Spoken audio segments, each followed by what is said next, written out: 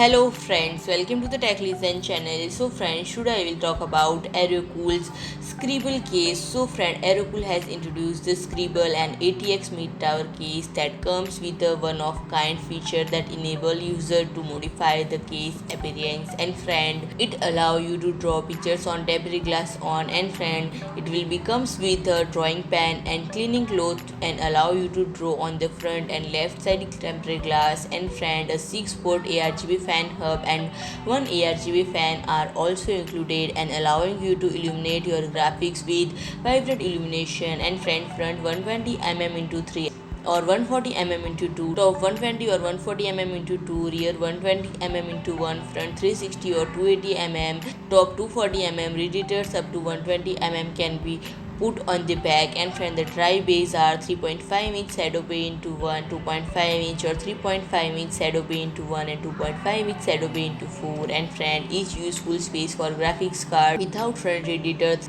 167 mm high for CPU cooler and 186 mm long for power supply unit is 362 mm.